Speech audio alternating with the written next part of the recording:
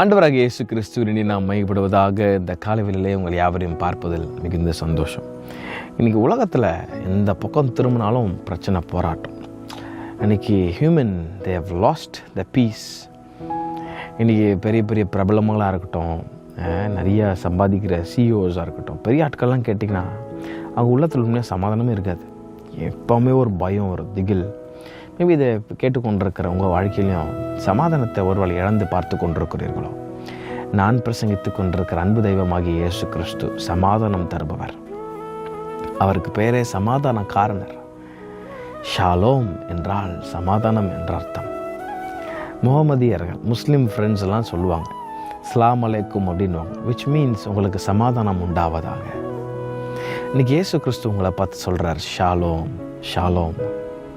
ஒருவேளை இந்த காலவெளியில் சமாதானத்தை இழந்து போய் வெளியே பார்ப்பதற்கு எல்லாம் நார்மலாக இருக்குது, எல்லாம் நல்லா போயிட்டுருக்கு, குடும்பத்தில் நல்லா போயிட்டுருக்கு அப்படின்ற மாதிரி தான் இருக்கிறீங்க. ஆனால் உள்ளத்தில் ஒரு வியாகுலம், ஒரு டீப், ஒரு வாய்டு, ஒரு எம்டினஸ், ஒரு டார்க்னஸ், ஏதோ ஒரு காரியம் உங்களை அப்படியே ஹாண்ட் பண்ணிகிட்டே இருக்குது. ஒரு நாள் சமாதானத்தை கொடுக்காம, இந்த சமாதானம் எனக்கு இல்லையே ஆண்டவரே, இழந்து போயிட்டேனே ஏசப்பா அப்படின்னு ஒரு வேளை விரக்தியோடு கண்ணீரோடு ட்ரைவ் பண்ணிகிட்டு இருக்கும் போது ஒரு வேளை சத்தத்தை கேட்டுக்கொண்டிருக்கிற அன்பு சகோதரனே, அன்பு தாயாரே, அன்பு வாலிபனே, இயேசு கிறிஸ்து சமாதானத்தை கொடுக்க தான் வந்தார் அந்த உலகத்தில். பொல்லாத பிசாசு அவன் அழிக்கிறவன், கெடுக்கிறவன். ஆனால் நானோ அவைகளுக்கு ஜீவன் உண்டார்க்கவும் பரிபூரணப்படவும் நான் வந்தேன்னு கர்த்தர் சொன்னார். இன்னைக்கு அவருடைய சமாதானத்தை உங்களுக்கு தரணும்னு ஆசைப்படுறார். All you have to do is just accept. Yes Lord, I need your peace. எனக்கு நீங்கள் தேவை ஆண்டவரேன்னு ஒரு வார்த்தை உண்மையாக சொல்லி நீங்கள் போகிற ட்ரைவில் ஒரு நிமிடம் அங்கே ஓரமாக நிறுத்தி just do a simple prayer. Just do a simple prayer with me. Lord, I need your peace.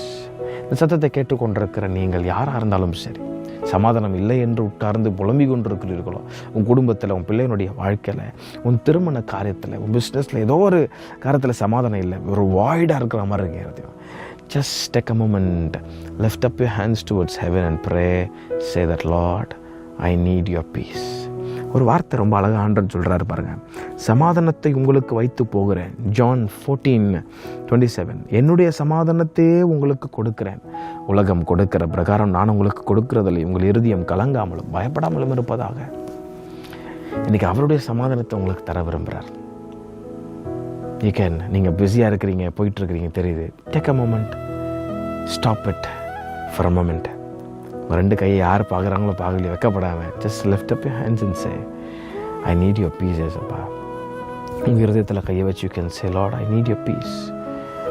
நீங்கள் சொல்லி கொண்டிருக்கும் போதே அனைவருடைய உள்ளங்களிலே தேவ சமாதானம் ஊற்றப்படுகிறது என்பதை நான் விசுவாசிக்கிறேன். Just enjoy the peace from heaven.